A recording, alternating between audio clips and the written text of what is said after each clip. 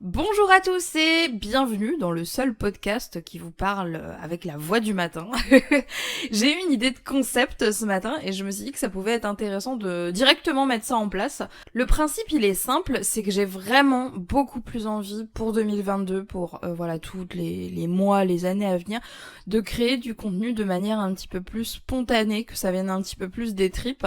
Ça fait depuis plusieurs années maintenant que j'ai mon business en ligne, que je crée du contenu, et c'est vrai que j'ai un peu perdu cet amour de création que j'avais dès les débuts, et je pense que ça vient aussi de ce manque peut-être de naturel, ce manque de non préparation, si on peut dire ça comme ça. Et je me suis dit que le fait d'enregistrer chaque matin, éventuellement si je suis motivée quand même, faut pas déconner, d'enregistrer en tout cas certains matins, voilà, on va le présenter comme ça, des podcasts comme ça avec la fameuse voix du matin où je vous explique où je brainstorm un petit peu avec vous tout simplement, hein. L'objectif c'est ça, c'est d'avoir un petit podcast qui vous accompagne le matin, tranquille, chillou, avec la petite voix du matin, et où on parle un petit peu de business, de brainstorming, etc. Alors je sais pas du tout quelle forme ça va prendre, parce que mon objectif vraiment avec ce podcast c'est de pas me prendre la tête. J'ai pas envie de m'embêter à faire un script, à faire un plan, gna gna, etc.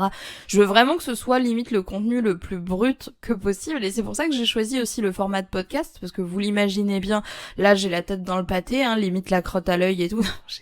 J'exagère un petit peu, mais l'idée elle est là, c'est que là il est très très tôt en fait, aujourd'hui il est 6h13. Ça va choquer ceux d'entre vous qui ont l'habitude de me voir me lever à 13h, et rassurez-vous, ça m'arrive encore très souvent de le faire et de me lever à 13h. Mais c'est vrai que ces derniers temps, plus ça va et plus j'ai tendance à me lever tôt, et il y a quelque chose dans l'atmosphère du matin qui me plaît, je pense. C'est surtout en ce moment, vous savez, vu qu'on est en hiver, il fait un peu sombre le matin et tout. J'ai ma petite guirlande lumineuse qui est en fond dans mon salon, je m'assieds dans mon canapé, il y a mes chats qui dorment et tout. Enfin, je suis vraiment dans un mood chill de l'automne-hiver, avec mon petit café et tout. Et ben cette atmosphère-là, en fait, je la trouve super inspirante. C'est-à-dire que moi, ça m'aide vraiment à faire le vide dans mon esprit, à avoir un grand calme, en fait, quelque part, dès le matin en moi, et ça m'aide vraiment à bien démarrer mes journées. Et je pense que ça peut être intéressant de vous faire partager un petit peu cet état d'esprit-là, parce que moi, c'est quelque chose que je recherchais beaucoup quand je me suis lancée et quand j'essayais de chercher du contenu, et que même encore aujourd'hui, je recherche pas mal. C'est du contenu qu'on puisse écouter de manière utile, sans que ce soit relou, sans que ce soit chiant, sans que ce soit pénible, parce que c'est pas, si, je suis une feignasse, j'allais dire, c'est pas que je suis une feignasse, mais si, c'est de la mauvaise foi. Je suis une grosse feignasse, d'accord? Et je pense qu'on est tous, dans une certaine mesure, des grosses feignasses, et que, voilà, on n'a pas tout le temps envie de s'empiffrer que de contenu informatif, super intelligent, etc. Enfin, je veux dire, moi, si je ne pouvais pas regarder des trucs débiles de temps en temps, mon cerveau, il fondrait. Mais enfin, bref. Tout ça pour dire que, j'aimerais trouver un équilibre, j'aimerais trouver plus d'équilibre dans les contenus que, je consulte sur entre ce que ça peut m'apporter, ce que ça peut m'apprendre, et le côté divertissant de la chose, parce que personne n'a envie de se taper des trucs chiants, hein. Et c'est aussi un petit peu ça l'objectif de ce podcast, c'est d'apporter une réflexion tous ensemble. Donc en fait, j'espère vraiment, j'espère. L'idée que j'ai en ayant ce podcast, c'est que certains d'entre vous, l'écoutent assez régulièrement et commentent un petit peu. Je pense que c'est important qu'il y ait une forme d'échange. Le plus logique aurait été de faire un live, mais je vous avoue qu'un live à 6h du matin, je pense pas qu'il y ait beaucoup de monde qui se réveille, et moi-même je suis pas sûre de tenir vraiment des délais. J'ai vraiment envie que ce soit un truc chill, mais je me suis dit que ça pouvait être intéressant de tester un petit peu ce format-là. Donc n'hésitez pas à me dire dans les commentaires ce que vous en avez pensé. Là c'était une intro interminable, mais de toute façon préparez-vous, parce que ces podcasts-là ne seront vraiment pas construits du tout. C'est vraiment un contenu que je veux poser, calme, chill. Quand j'ai créé le podcast, je l'ai appelé Under the Crown, parce que c'était un peu le concept de sous la couronne, de ce qu'il y a dans ma tête, etc. Mais je crois que j'ai jamais réellement réussi en fait à implémenter ce concept-là, parce que je suis tout le temps partie dans un contenu qui était beaucoup trop informatif, qui allait beaucoup trop dans le concret. Alors vous allez me dire, c'est peut-être une bonne chose de partir dans le concret, de machin, etc.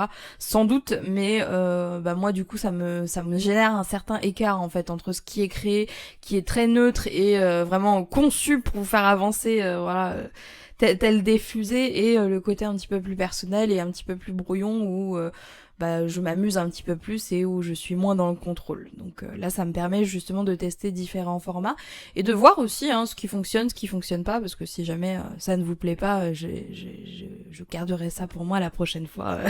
C'est ça qui est intéressant aussi, je pense, c'est que ce genre d'audio déconstruit que vous pouvez écouter, c'est un audio comme si j'étais à côté de vous, que je vous parlais un matin, on se réveille tranquille, pépouze, on boit notre petit café et on blablate, je vais y arriver un petit peu de ce qui est prévu pour la journée, des réflexions qui sont en cours en ce moment et tout ça.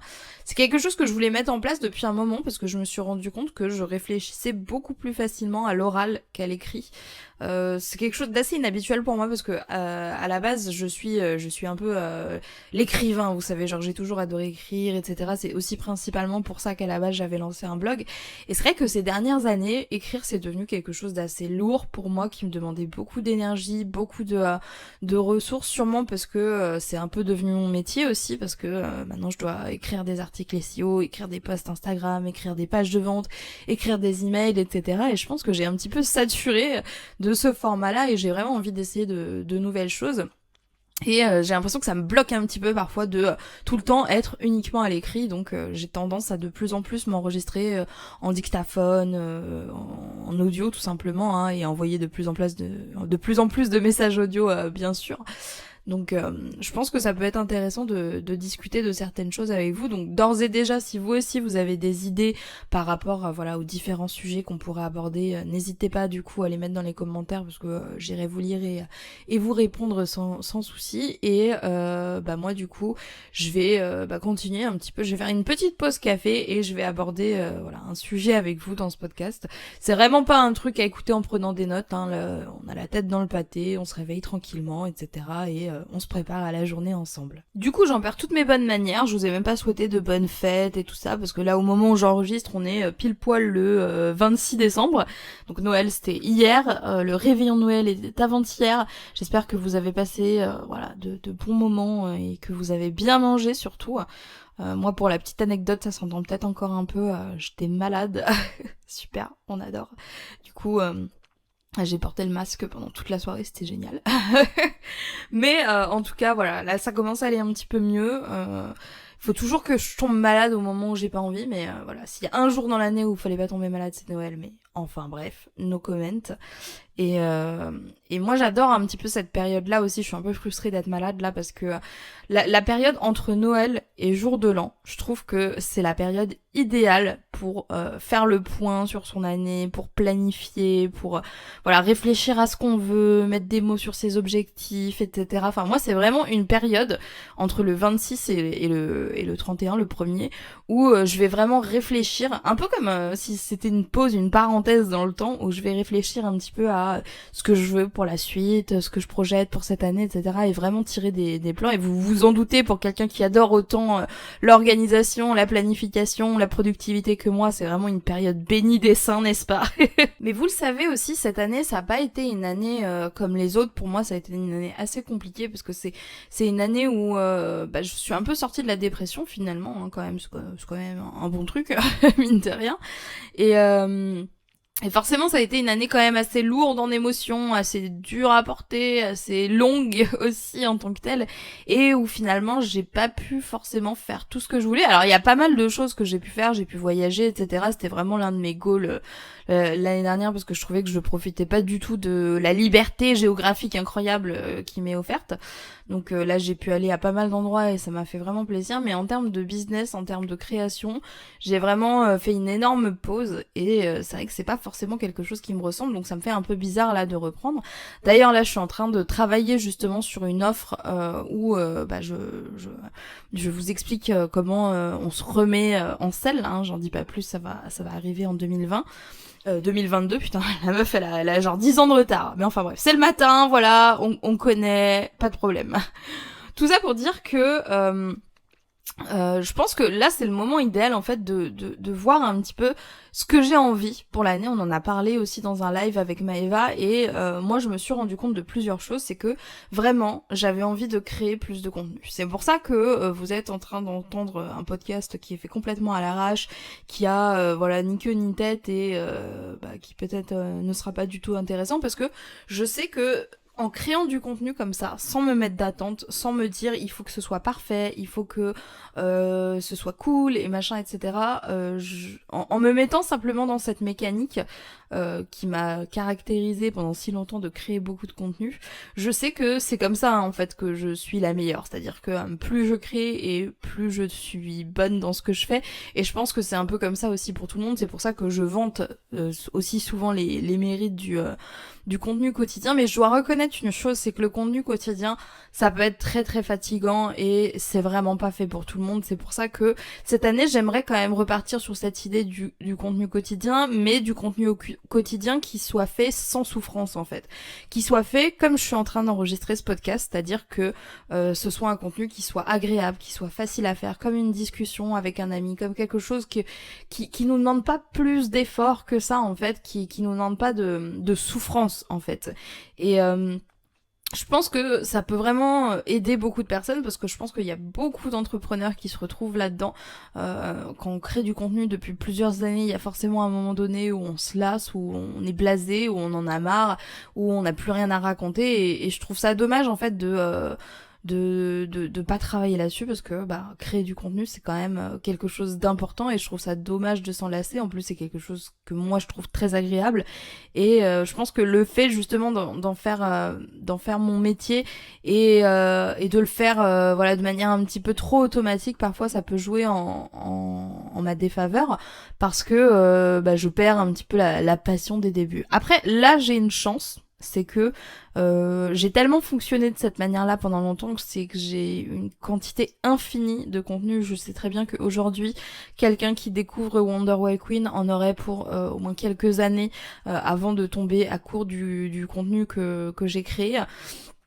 Et c'est quand même plutôt rassurant, parce que c'est un business qui tourne. Vous voyez, c'est quelque chose qui va pas disparaître du jour au lendemain, parce qu'il y a sans arrêt de nouvelles personnes qui viennent, et plus je vais injecter dedans, bien sûr, plus ça va grandir.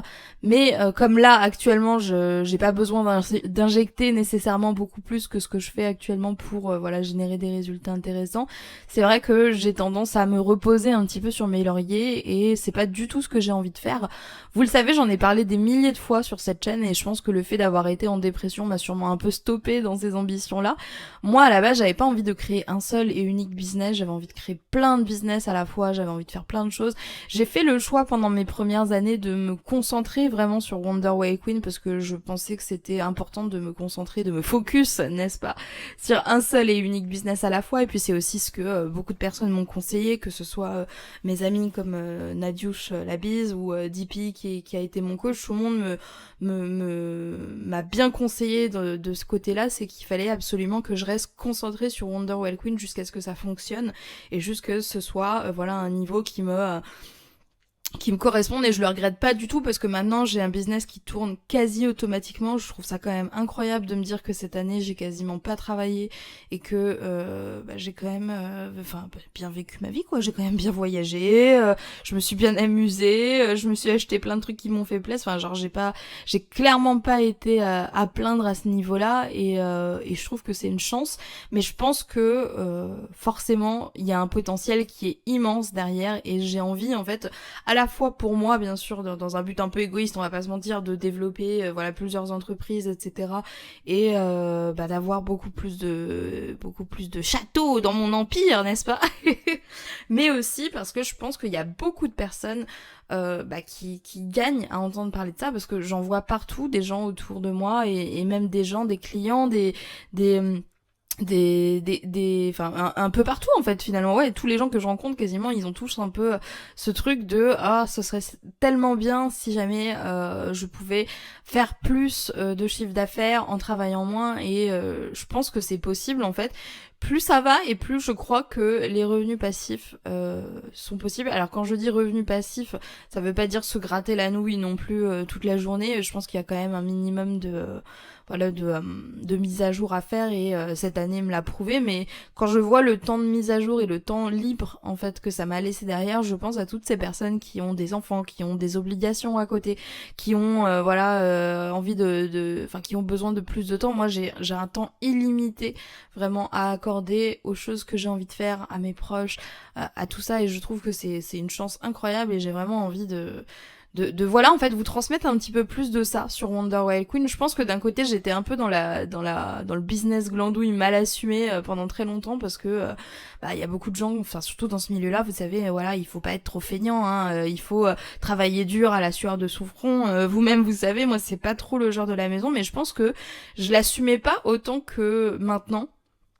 Le fait de vraiment être en pyjama, voix du matin, machin, etc.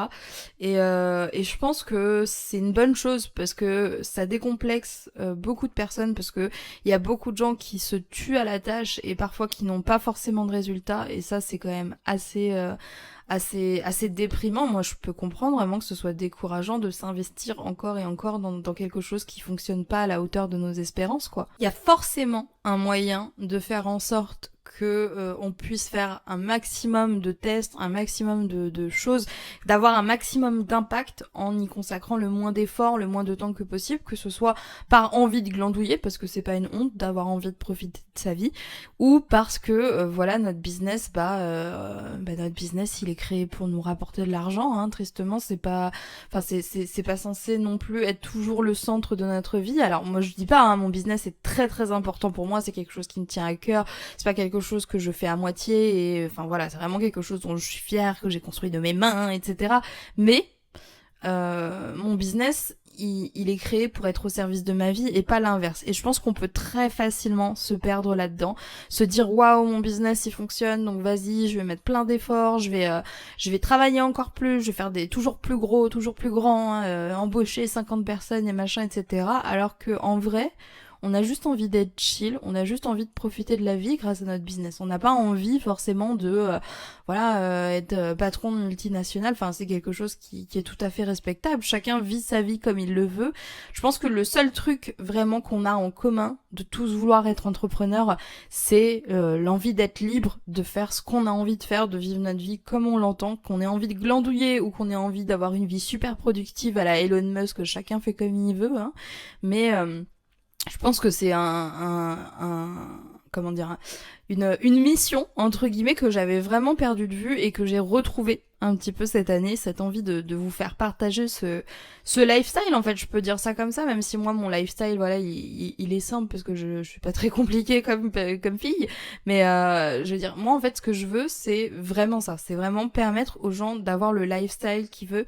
C'est quand je repense à toutes ces années de galère où j'ai été caissière, où j'ai galéré à payer mon loyer, où c'était tout le temps la misère, où j'étais tout le temps épuisée, où il y a des week-ends entiers que je passais affalée dans mon canapé parce que j'en pouvais plus, alors que là je limite je pète la forme quasiment tous les jours, je suis super épanouie, je fais ce que je veux quand je veux. Enfin, cette liberté là, elle est tellement incroyable que je pense que ceux qui la veulent, ils méritent aussi d'avoir une chance de l'obtenir, et c'est vraiment le but que j'ai envie de poursuivre cette année avec Wonder Wild Queen.